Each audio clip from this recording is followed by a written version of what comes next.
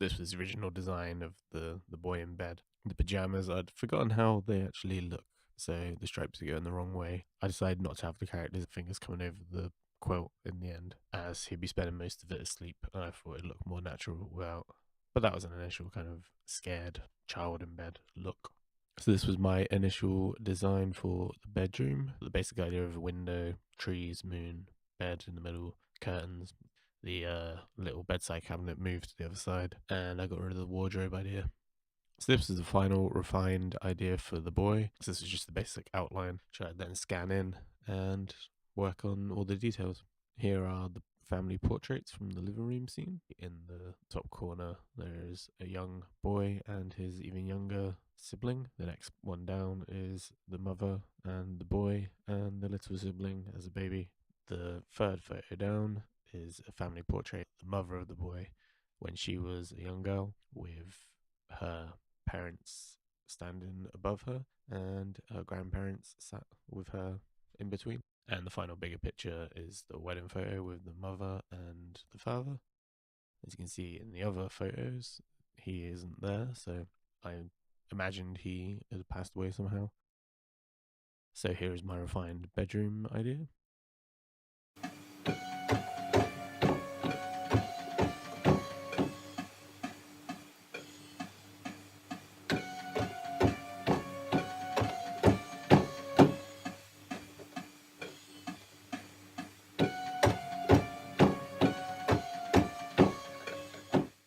So here is the cleaned up outline of the boy, and it's ready to start adding in the details. So I've added in the skin details here, bags under the eyes to show that this kid doesn't sleep very well.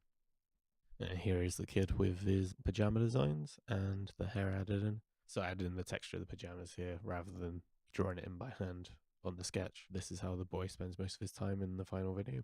The closed eyes were taken from the ones that were on the initial sketch that I scanned in. Here is the opened eye version, shocked eyes, quite memorable I think. Here is the final bedroom design. The red background was used, a nice contrasting colour just for a guide, and obviously that layer got deleted or made invisible by the end. Here is the final bedroom. Everything's quite beigey kind of colours.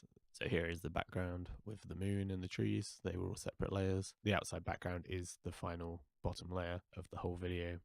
On top of that would be the other narrator creature. Here is the final boy in the scene. The way I saw it initially was a bit more cartoony and out of proportion, but the way the backgrounds turned out, it seemed like it should be in a more realistic kind of proportioned world. So I shrank the hair down a bit more naturally. It fitted nicer with the shoulders and stuff and the movement. Here's the final top layer of the scene. This is House of the Bear and some quick covers over the top. So this is the basic scene, how it looks in the video without any of the lighting and effects. We have some lovely fake tar.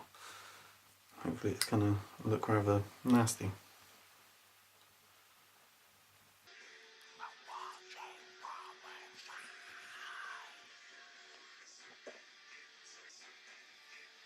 Ugh. That's one, come on.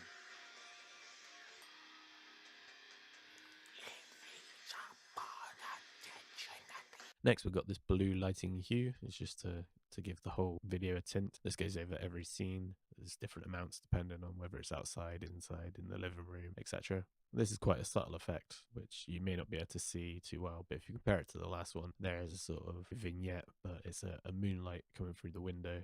It lights up the boy a little bit, takes away some of that bluish hue.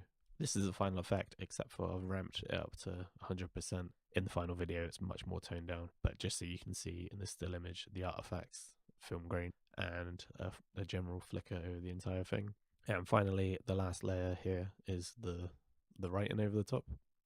So that's it, a little insight into how the video was made. Until next time, enjoy.